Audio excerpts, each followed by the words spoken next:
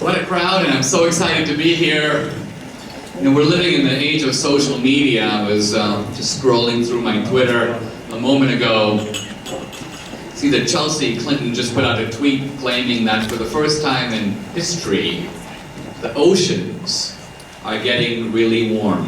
And I thought this would be very valuable to share in case any of you live in the ocean. Well, because your mom's peeing your pants.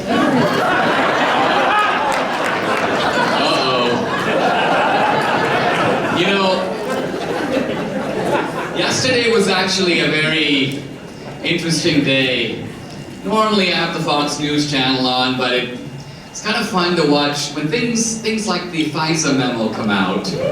It's really fun to watch CNN or MSNBC because just the metamorphosis of the expressions, just going from constipation to disbelief to sheer horror to a little kind of flash of terror. I mean, it threw my mind right back to, you know, election night.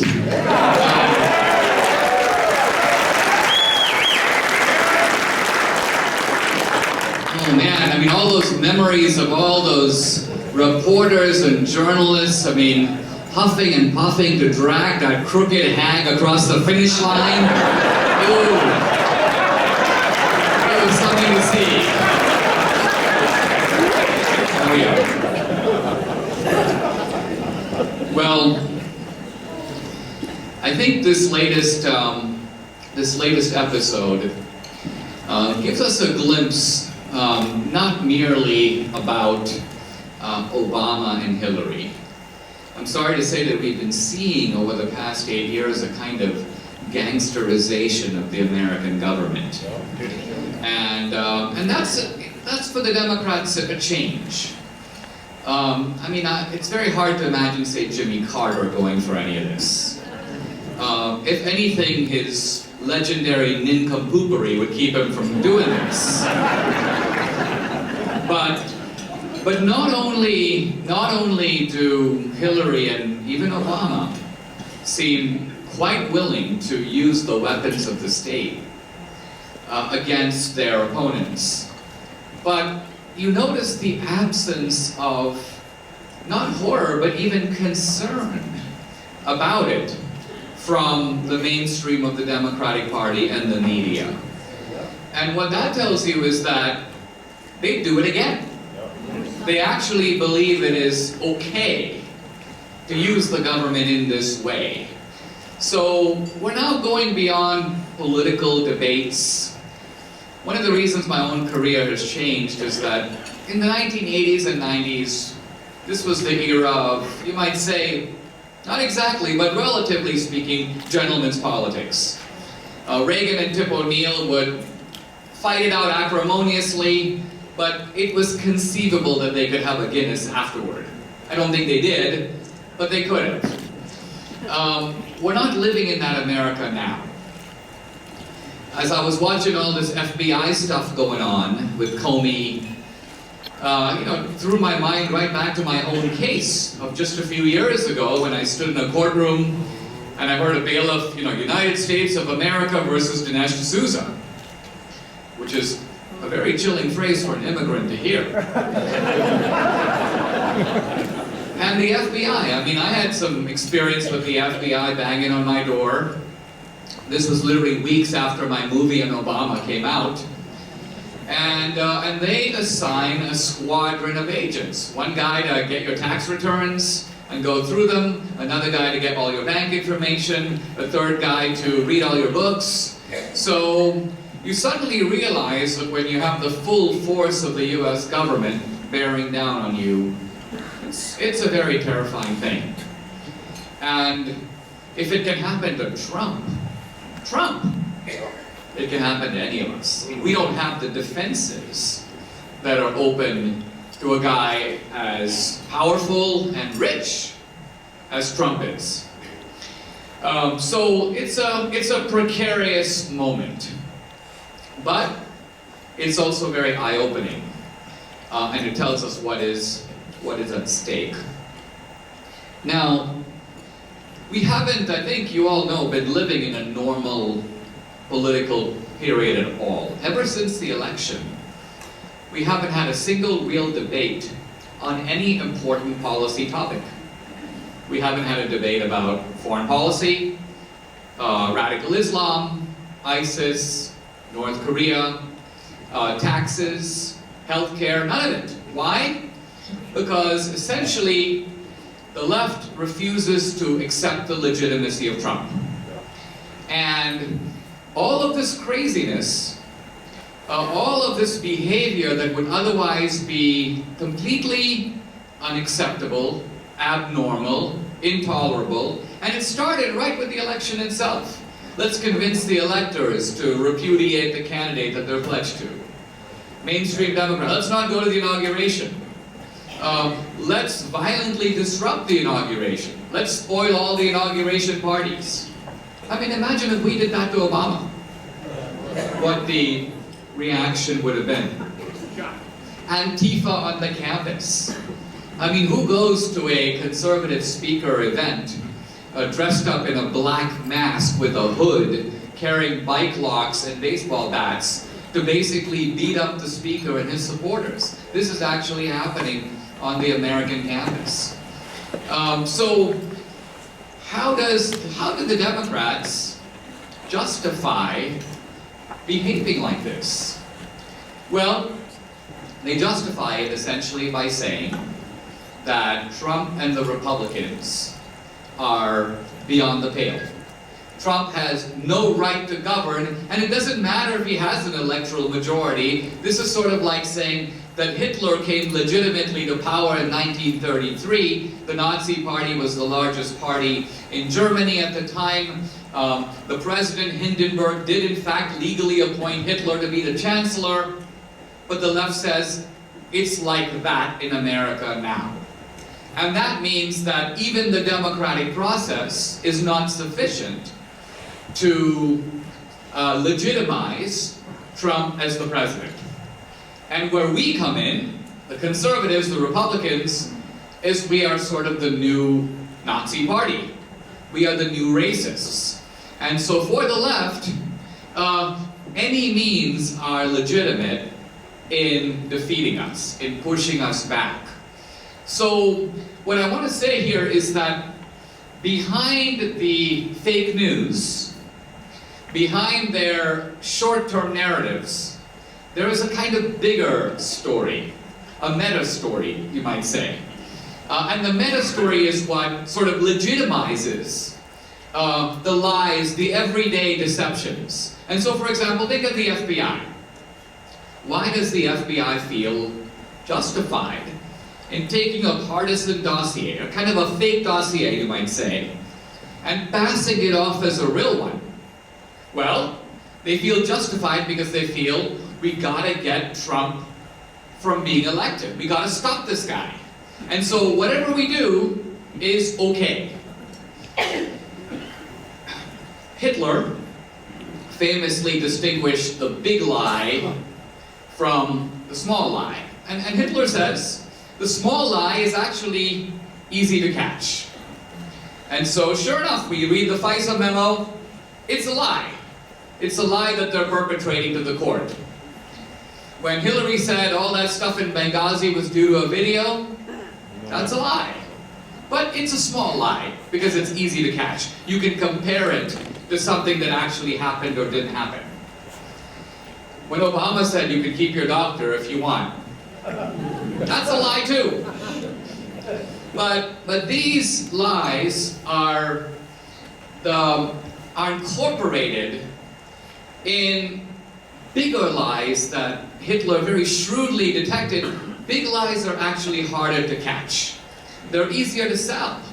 Why? Because they don't correspond to ordinary experience. You can't check them out against something easily verifiable. They're larger narratives. And so, for example, here's a big lie. Racism and white supremacy are phenomena of the right. Racism and white supremacy are the calling card of the Republican Party. The Republican Party is now, and has always been, the party of bigotry. And the Democratic Party has been the party of liberation, of women's suffrage, of civil rights. They did it, and we tried to stop them. That's a big, big lie. And it's a big lie.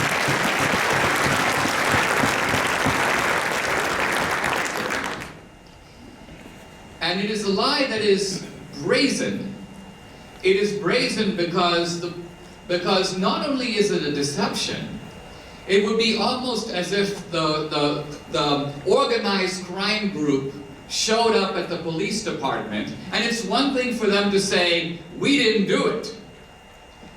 But imagine if they were to say, the cops did it. Not only are they innocent, but the very people who are trying to defeat them and catch them are the guilty ones. This would show unbelievable chutzpah. The ability to transfer blame onto the very guy who's been trying to stop you from your crimes. The Democrats have been able to do that. And so successfully have they been able to do that, that people on our team believe them. And so recently, for the former head of the Republican National Committee, Ken Melman, was speaking in black churches in the South, apologizing for the racist history of the Republican Party.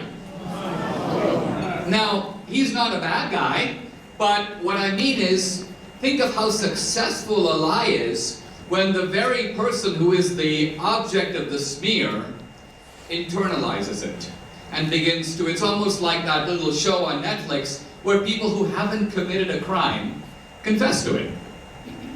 We are at that position on the race issue. And for many, many years, we had no defense to this attack. And that's why the left keeps making it, because it always seems to work. Now, with Trump, they have, if you can believe it, escalated even further. And to the incendiary charge of racism, they have added a new charge, which is related: fascism. Trump is a fascist. And this is now a constant theme in the coverage of Trump. He's an authoritarian, he's an ultra-nationalist. Even if Trump gives a very benign speech that says, "Make America great again," CNN interprets it as Trump saying, "Make white people great again." In other words, Trump's American nationalism is automatically conflated with ethnic nationalism. And the fascist charge, which was used, I'd hear it about Reagan. Reagan's a fascist. Bush is a fascist. But the left that was just a kind of throwaway insult. The left didn't actually think Reagan was subverting the institutions of government, but they think Trump is. And so again, the Democratic Party is going berserk because it literally feels like this is like Mussolini in the 20s or Hitler in the 30s. So we now have a sort of second narrative, the fascist narrative. And behind it is another big lie.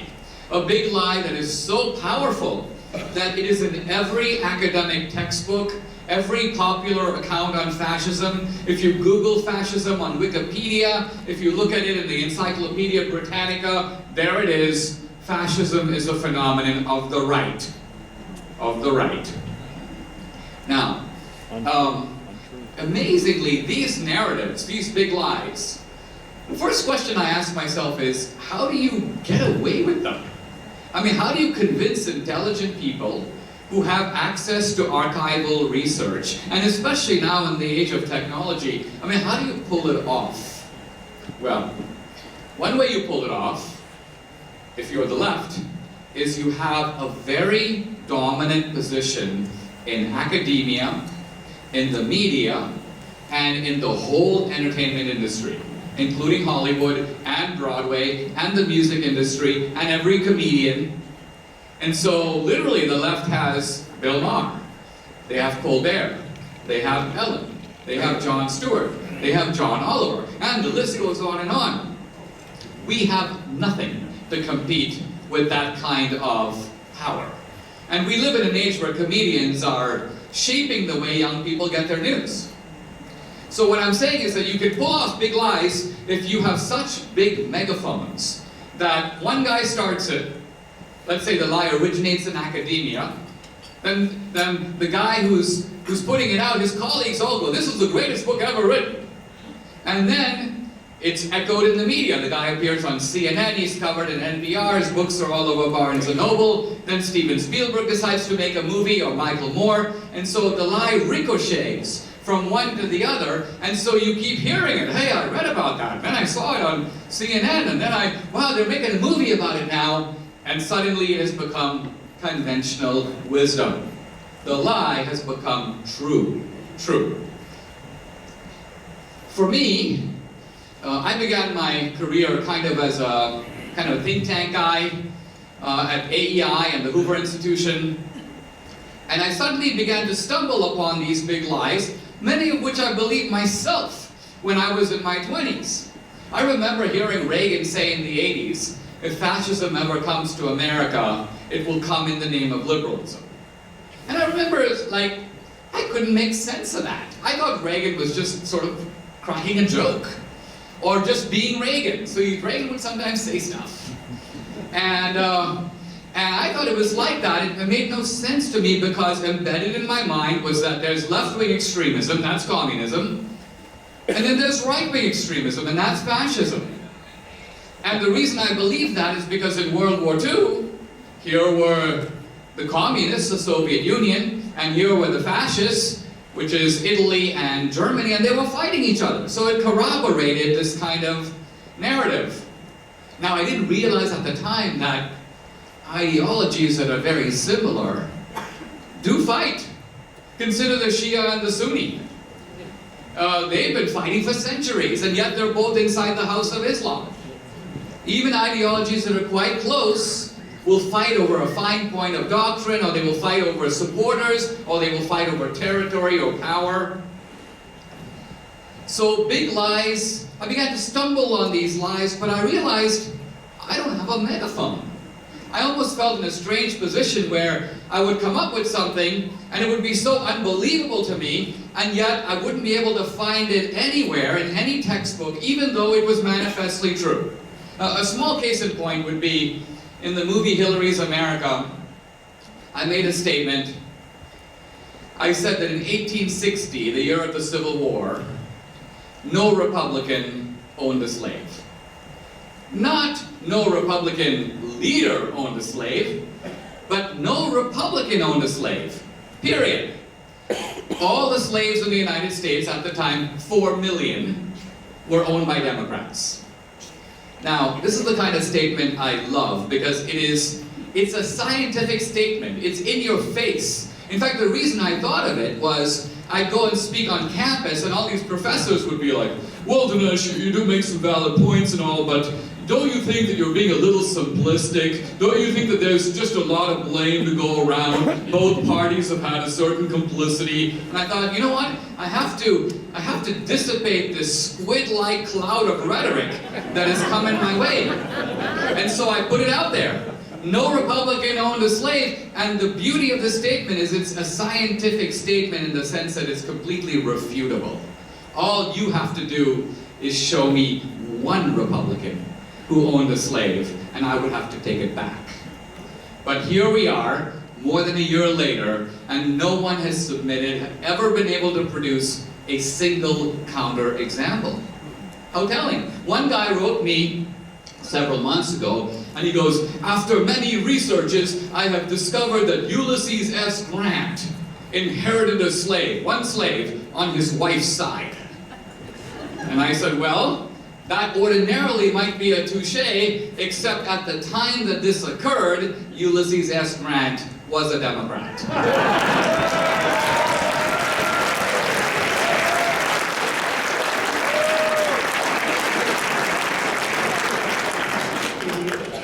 Now, you know, fast forward, I'm going to leave aside the fact that the Democrats historically not only the party of slavery, but the party of segregation, of Jim Crow, of racial terrorism, of the Ku Klux Klan, of blocking the civil rights movement. Every bad guy of the civil rights movement in the 60s.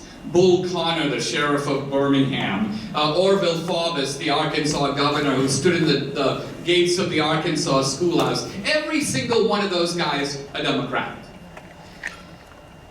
Leaving all that, the Dems never want to talk about this. They've never admitted it. Their very cunning move, and I have to admit it's audacious cunning, is to take what they did and blame the South. Or blame America. America did this. America did that. No, America didn't do it. Some Americans did it, and other Americans stopped them. And the important thing to realize is that the slavery debate, now the secession debate was a North-South debate, yes. But the slavery debate was not a North-South debate. In fact, when Lincoln identified what he essentially called the four horsemen of the apocalypse, the four great champions of slavery, three of them were Northerners.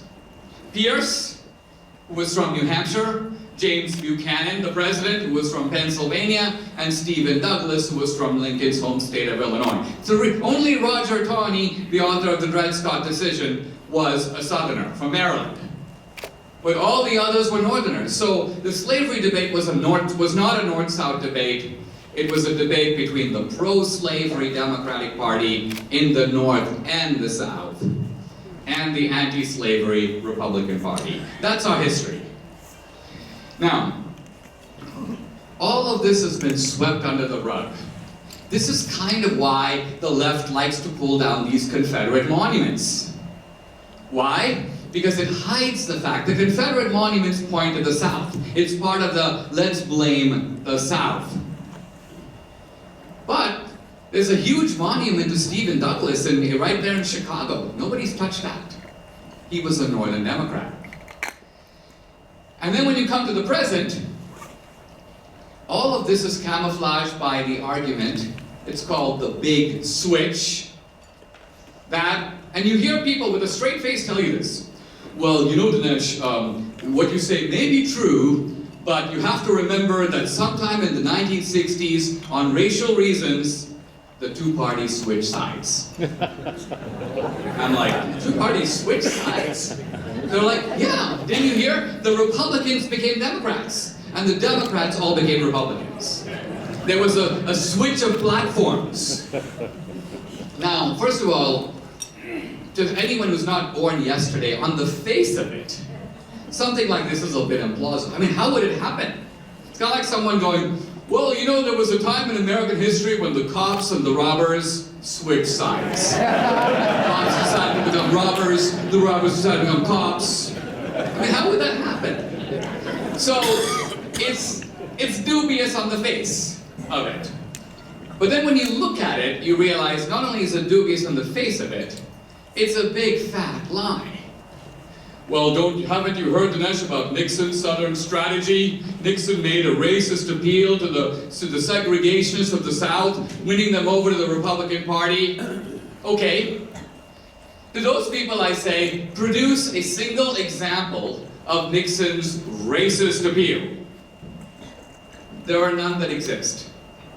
Not a single one. Why? Because Nixon did not actually make a racist appeal to the Deep South. Nixon was convinced by his advisors that the South was becoming less rural, more industrial, and that not in the Deep South, but in the Upper South, and not in the rural areas, but in the cities, there were an increasing number of non-racist Southerners who had a stake in prosperity, in upward mobility, in the Republican message of anti-communism and patriotism and free markets and pro-life and Christianity. And so those were the guys ripe for picking by the Republican Party. Nixon went after them and got them. Nixon lost the Deep South. Reagan went after them and got them. And that's how the South began to swing into the Republican camp. And the racist Dixiecrats stayed in the Democratic Party. Only one of them, Strom Thurmond, became a Republican. Every other racist Dixiecrat remained a lifelong Democrat. And even those who broke from the Democratic Party rejoined it. So the point is that Republicans have an incredible history, positive history, on the issues of emancipation, anti-racism, civil rights. So think again about how audacious it is for the left to be able to pin the racist tail on the Republican elephant when it belongs squarely on the Democratic donkey.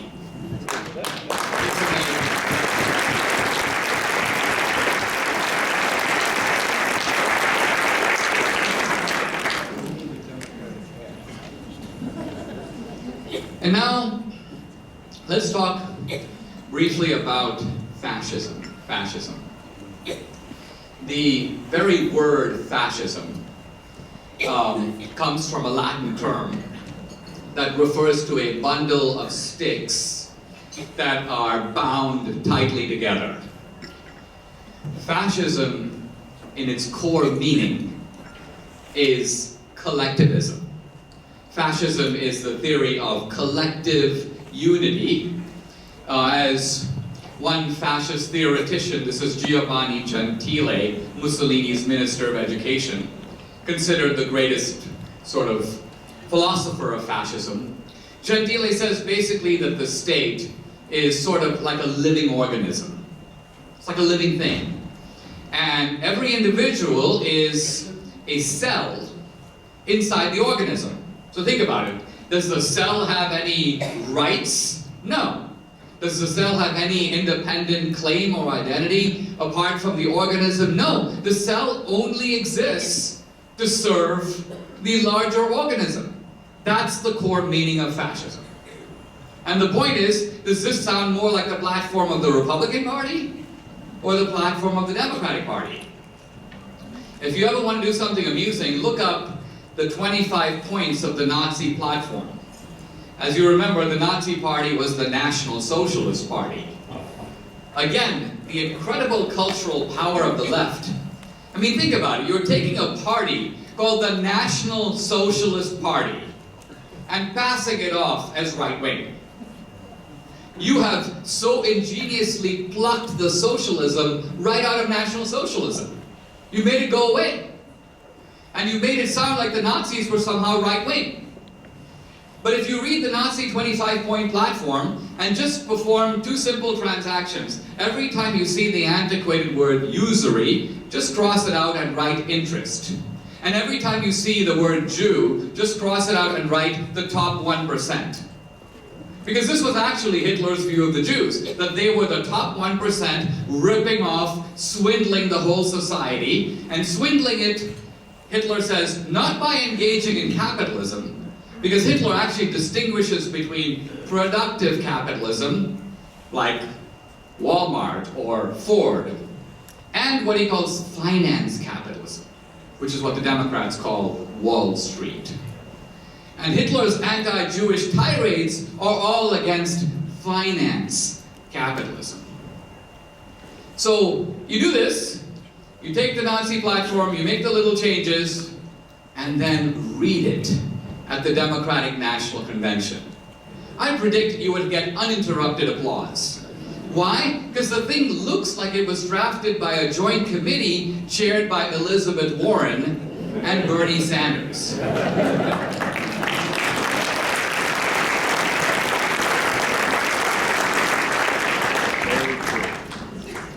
Now, whenever we think about fascism, we think about the Nazi brown shirts, we think about Mussolini's black shirts, and people say, hey, that sounds a lot like these Antifa guys running around in their ridiculous costumes and threatening people and driving speakers off campus.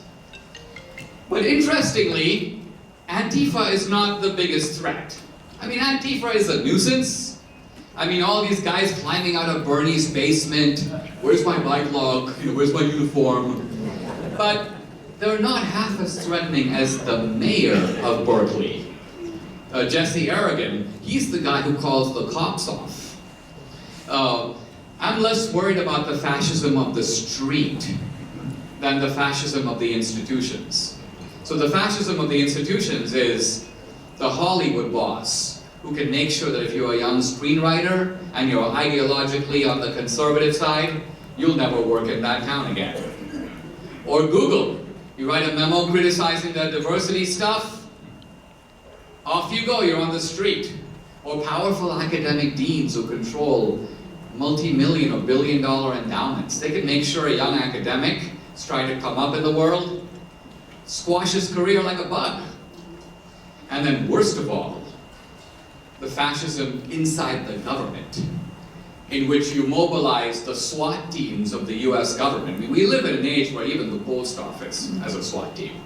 The Bureau of Land Management has a SWAT team. So they don't come to your house with like 4 guys in a suit with a folder. The way they come to your house these days is they surround your house and train automatic weapons on the front door, and there's a helicopter flying overhead. And so immediately you have created a lethal, almost warlike situation, and this is happening in America right now.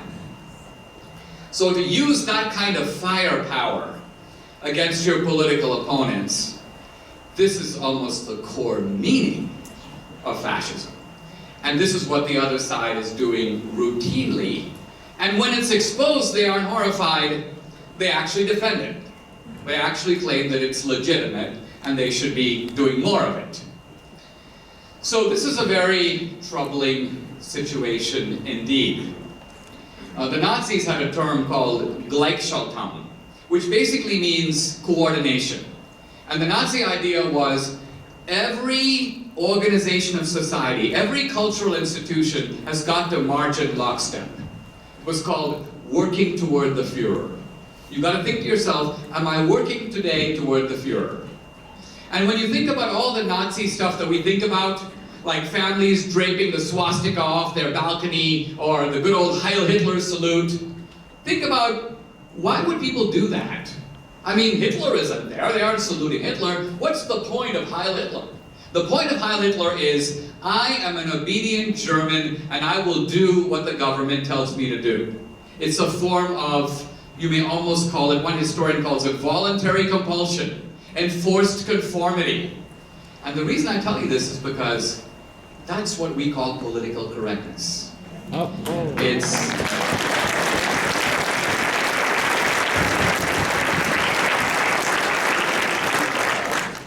It's this effort to impose a single ideology. And you have to, I mean, in a way, think of the aggression of the left. You think they'd be happy to have, they have Hollywood. They increasingly even have the country music industry. They have the movies. They have the universities. You think, why would they want the NFL? Why would they want the Boy Scouts? Why would they want to go after some solitary baker who doesn't want to make a cake? Why do you leave that dude alone? No, because Gleichschaltung requires that even that poor guy be beaten into submission. You got to make him do it. And if he won't do it, you have to publicly humiliate him so that everybody else gets the message that they better do it. So, the hallmarks of 20th century fascism are very much here and on the left. Things that would be unthinkable to us have become their agenda. And then there's a whole secret history of the actual ties between not only Mussolini's fascists in Italy, but the early Nazis and the American left and the Democratic Party. I'll just give a single example because all of this seems so kind of out there. So the Nazis in 1935 got together and they were drafting the Nuremberg laws, which are the laws that made Jews into second-class citizens. The key elements of the Nuremberg laws were, number 1, Jews are prohibited from marrying Germans, other Germans. 2, segregation of the Jews. They're going to have to live in ghettos and sometimes wear insignia, marking them off as Jewish. And 3rd, state-sponsored discrimination against them. The 3 features of the Nuremberg laws. This is before, by the way, the final solution, the gas chambers. This was initially what the Nazis tried to do to the Jews, and did. So here are the Nazis, they're in a big room, and they feel it's a very historical occasion. They've got a stenographer there. They say, right here and now, in Nuremberg, we're creating the world's first racist state. And as the meeting gets started, one of the Nazis, a guy named Krieger, puts up his hand, and he says, I'm very sorry, but we cannot create the world's first racist state. The world's first racist state has already been created by the Democratic Party in the United States. And the Nazis look at each other, and it's kind of a downer for them, because they wanted to be first. So they're like, what? And Krieger says to them, and we have the transcript of the meeting, this is where it comes out of. He says to them, he goes, we want to prohibit Jews from marrying Germans. There are already laws in the United States passed by the Democratic Party that outlaw racial intermarriage. We want to segregate Jews into ghettos. The United States has segregation in 19 states. You want state-sponsored discrimination? They already have it. Now, to understand what he's saying and why he uses the phrase the Democratic Party, it's important to realize another part of the big lie that we don't know about in America.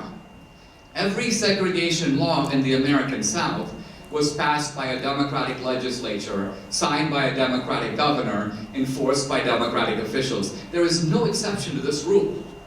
So, Krieger was completely right to identify not America, but the Democratic Party with doing this. And the Nazis adjourned the meeting. They tasked this guy, you go get all the laws of the Democratic South and bring them to us. We will just cross out the word black and write in the word Jew, and we're home free.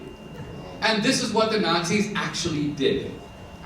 Now, here's to me the most interesting tidbit of that whole thing. And that is, at one point the Nazis ran into a roadblock, and that was, who is a Jew? The problem for them, of course, was that there was a lot of intermarriage. And there had been over the centuries between Jews and non-Jews. There were Jews who were non-practicing and so on. So how do you decide who's a Jew? And Krieger reports, he says, easy. The Democrats have figured out that one for us too.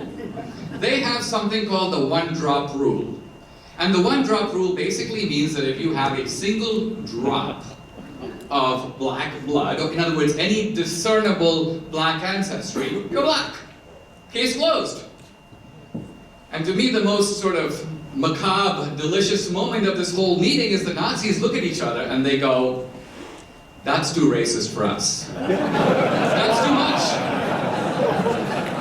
We can't go that far.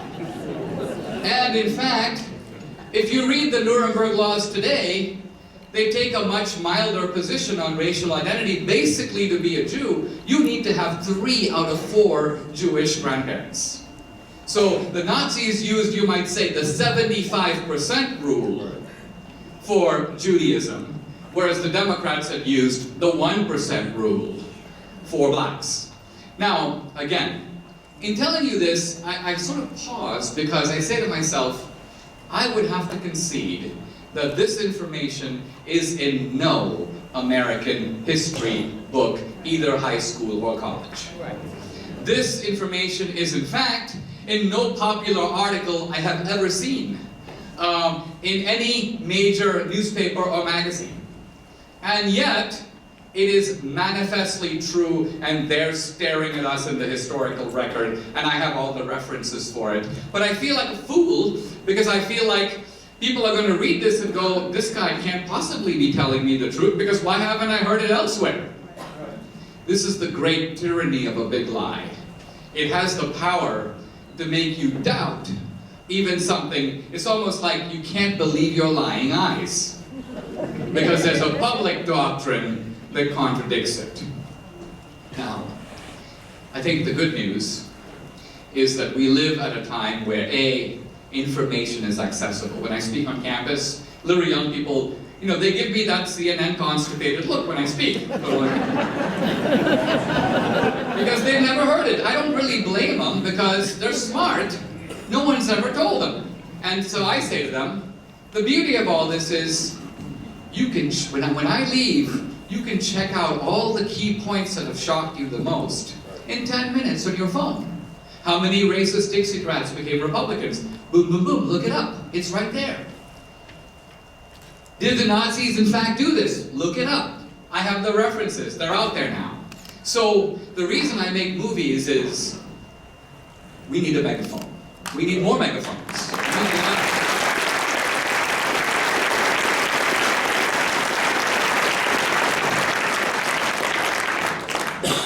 And you today are in a much more powerful position than Americans would have been 30 years ago, or even 15 years ago. And people say, well, I don't really want to do social media. I only have, 40 friends on Facebook. Yeah, but each of them has 40 friends on Facebook. In other words, we live in a time where if you can create information and present it in an interesting way, it's infectious. It spreads like a virus.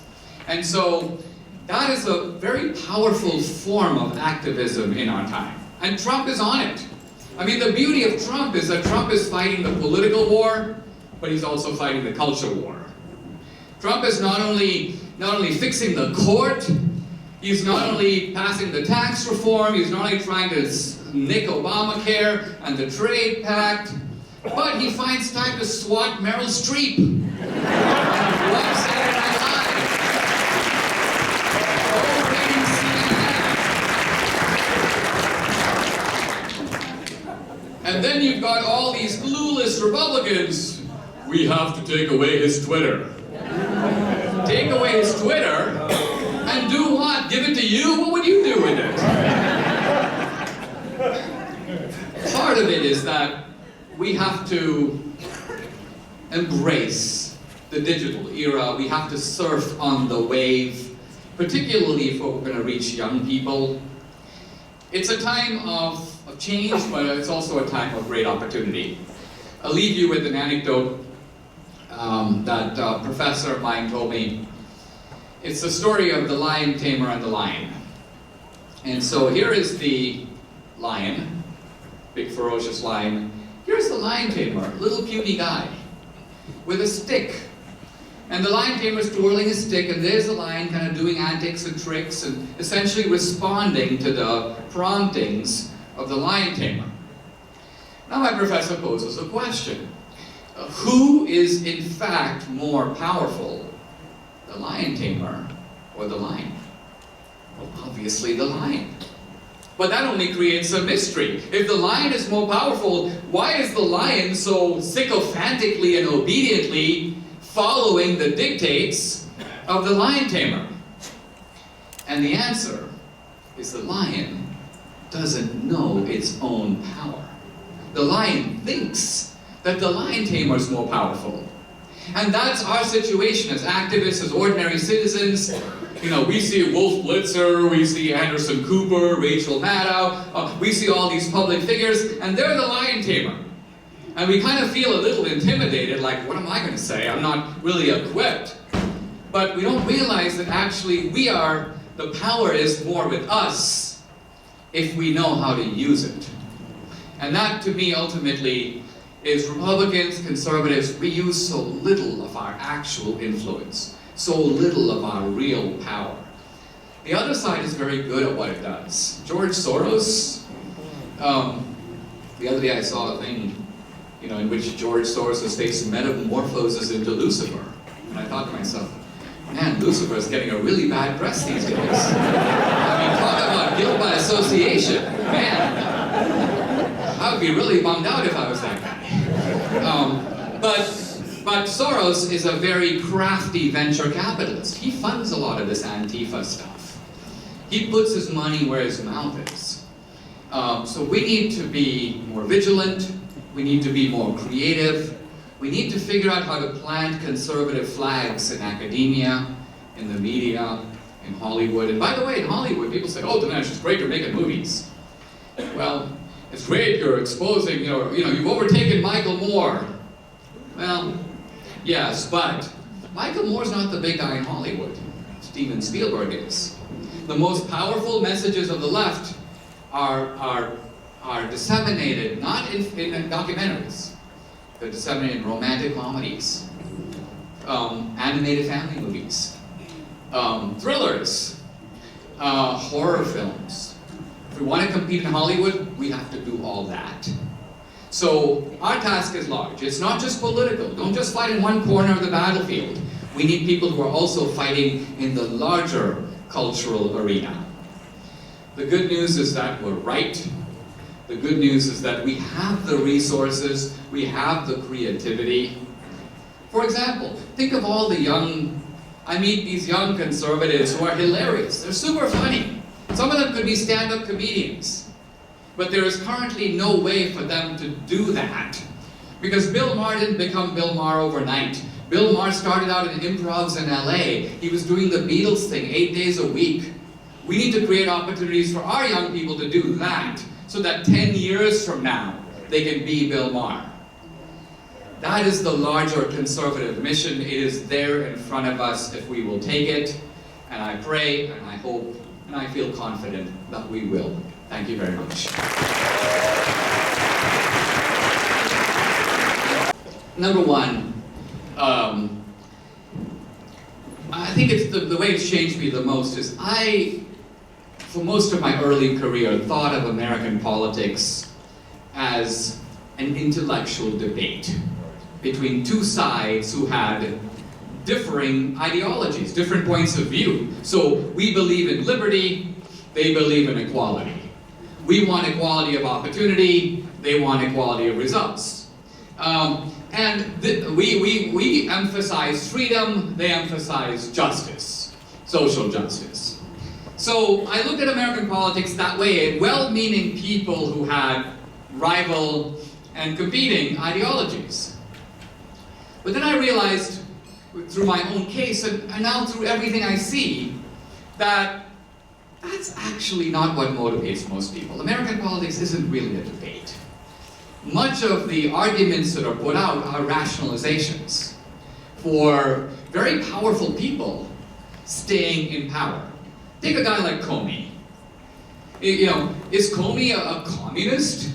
Is he some kind of a leftist? Does he actually have a thought-out philosophy of what he wants? No, he isn't. Comey is like an apparatchik. He's an ambitious, ruthless bureaucrat. People like him have existed since the dawn of mankind. In the Indian kingdoms, he would be an advisor to the king. In Persia, he'd be the advisor to the Persian autocrat at the court. He functions in monarchy and aristocracy, and it doesn't matter who's in power. He's there to kiss their butt. He's a professional butt kisser and water carrier.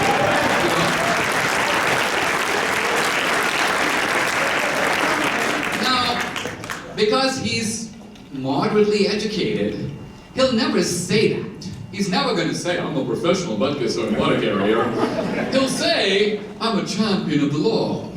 But what's going on here is he's identifying himself with the state.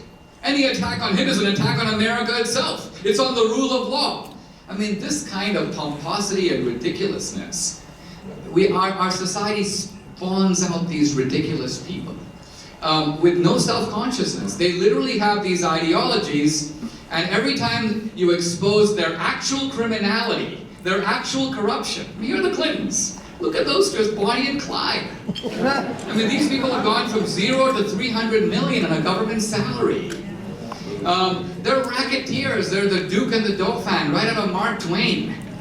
But if you catch them at it, handed the cookie jar and all, they go, I was only doing this for social justice. I was only taking the Haiti money and spending it on Chelsea's wedding because I'm trying to do good for mankind. I mean, the Clintons are kind of a comical example because there's a limit to how much you can pull this off. So, short answer to the question is, I've now awakened to the fact that you have ideology, but you also have those human motives that drive politics, even on our side. If you want to know why some of our team acts the way they do, they're scared. They're scared of the media. They're scared they'll be crucified by the media, which will destroy them and ruin their reputation so badly that their own side will bury them. Unlike Trump, they don't know how to fight the media. And so if you say, why are our guys such wimps? It's not because they want the other side to win. they just don't, they know that they are outgunned in this whole area of public exposure, and they don't know how to fight. We have to help them learn how to fight, because we need the full Republican team. At the end of the day, we need the whole team. We even sort of need the never-Trumpers. I like to sort of swat them on social media, but at the end of the day, we kind of want them back. Now we want them back a little chastened and humbled, because some of them have become super arrogant and are kind of enjoying their moment in the sun at CNN. Many of these guys were third-rate conservatives, and now they're every day on CNN. So there's a newfound importance. Hey, if I bash Trump, my op-ed will appear in the New York Times. Hey, if I bash Trump, I'm going to be on Rachel Maddow tomorrow. Check me out. So there's a huge cultural premium in bashing Trump. If I made movies that bash Trump, the entire Democratic Party would get behind me. So our side is a harder fight. But accepting that, it's a better fight, a nobler fight. Yes?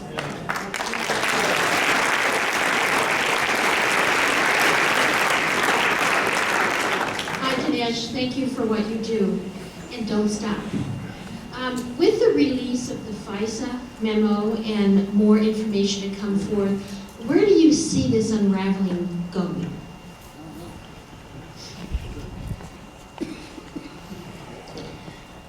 I think on the FISA thing, we'll take a pause and we'll let it all come out. It'd be good to see the Democratic memo. It would actually be good to see the original FISA documents.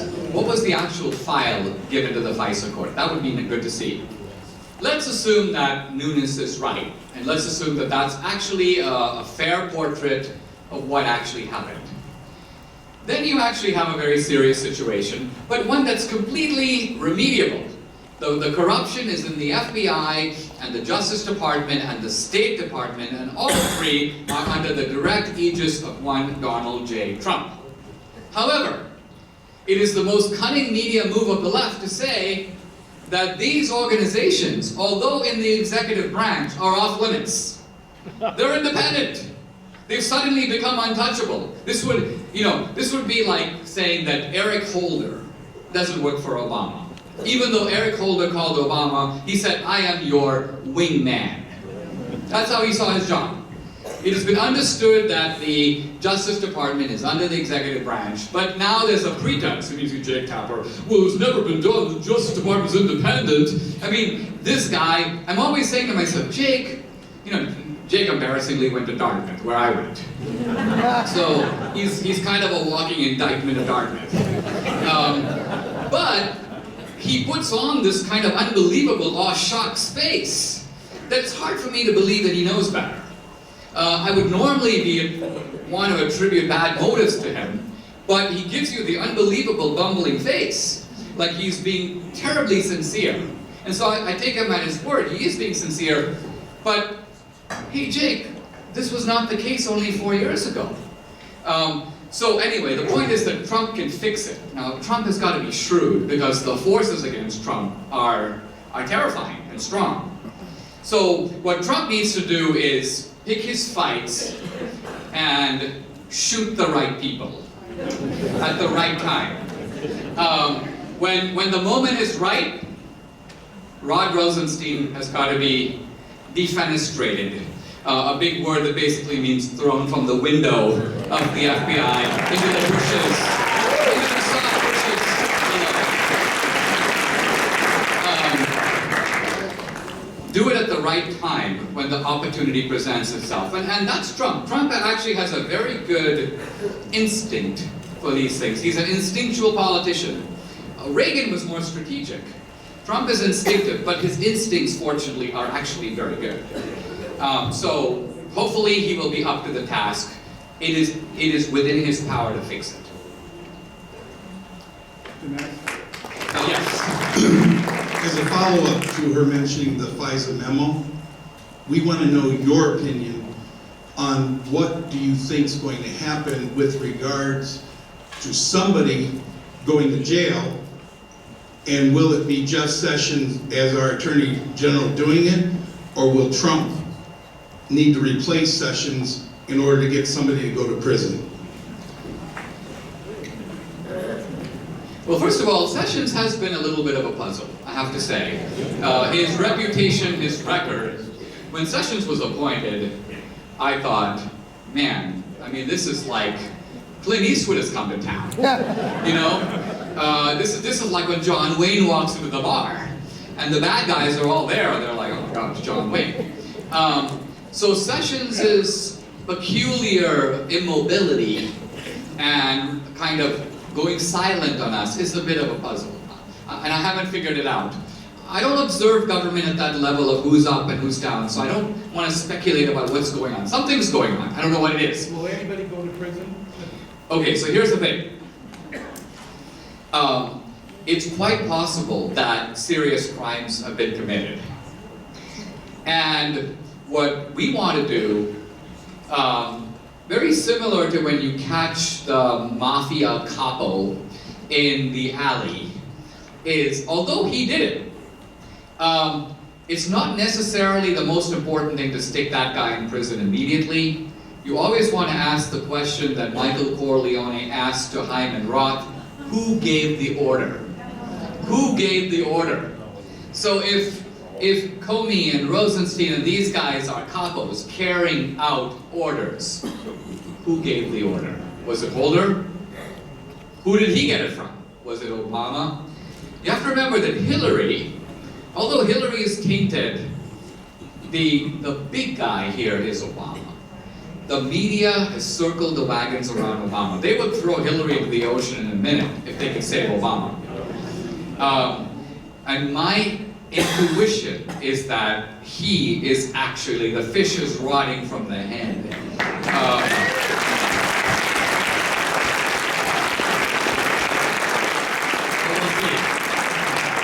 We'll see. One more question. My question has to do with Republican messaging. Every election year I'm disappointed with the kind of messaging we get.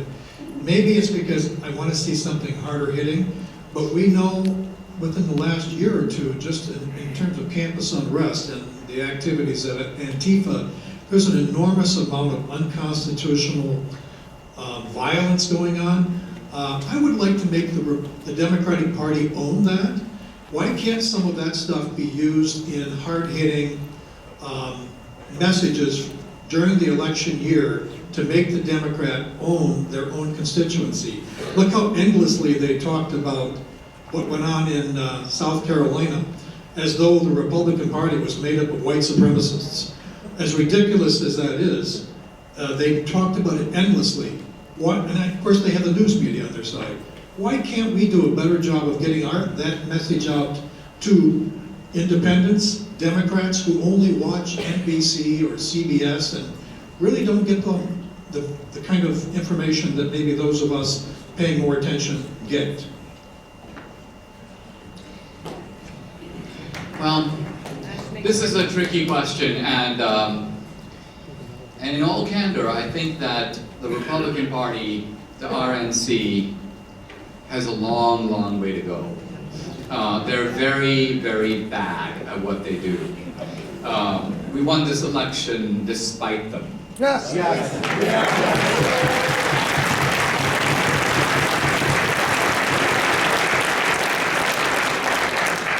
To give you a single example that I'm personally familiar with, both when I made the Obama movie and the Hillary movie, with the Obama movie, I went to Frank Luntz and I said, let's assemble a focus group of people who are independents. And by independents, we define them as people who voted for Obama in 2008, but voted for Republicans in 2010. So somebody who had swung the fence. And let's get 32 of them into a room. Let's put on 2016 Obama's America, and let's fill out a questionnaire at the end to see how many of them have changed their mind. So we do this, we discover that not only does the movie dramatically move people to the right, makes them violently anti-Obama, but it's especially strong with women and Latinos. Because when Latinos watch the movie, they see a brown guy like themselves, me, grew up in the third world. This is a world that's familiar to them. Most of 2016 is shot outside of America. And they believe it because they've lived it. And so it's particularly powerful with the Latino vote. So, equipped with what I thought was all this great information, I go to the RNC and I basically say, look, I've got this movie. It has the power to persuade people. The beauty of it's not a commercial. It's in the theater right now. 3 million people have already seen it. It's on DVD. I'm not asking you to pay for it. I've already paid for it. Our investors have funded the movie. We've made it. I'm giving it to you. I'm asking you to drop it into the mailboxes of the 4 to 8 million swing voters whose addresses you have. And this alone could swing the election, and it will cost you pennies on the dollar. Because you can buy the DVDs for $2 each, you buy them directly from Lionsgate, you drop, and do this. RNC was like, well, Dinesh, we will arrange a meeting for you with our finance committee because we think there may be a possibility to give Republicans who send us $500 a copy of your video. I'm like, no, I'm not giving you fundraising tools to raise more money. I'm asking, what is it you've raised the money for? You've raised the money, spent a little bit of it.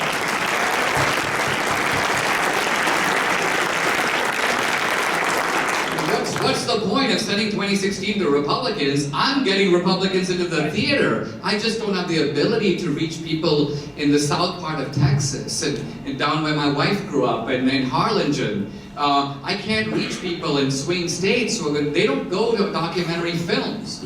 But you can reach them. They just couldn't be more uninterested. And so I realized that there's some sort of a disconnect going on. And to this day, I'm totally baffled by it. Again, if I was Michael Moore and I marched into the Democratic Party with the same product, I mean, they would have an immediate political orgasm. They would be so behind me, it wouldn't even be funny. So our side is very confusing to me, but that's where you come in, because our side listens to its activists, listens to its donors, so you need to communicate to them, hey, you know, we're not getting our message out. If you want our money, we want to see our money go to a cause that's going to make a real difference. I think they'll hear the message if you help. All right?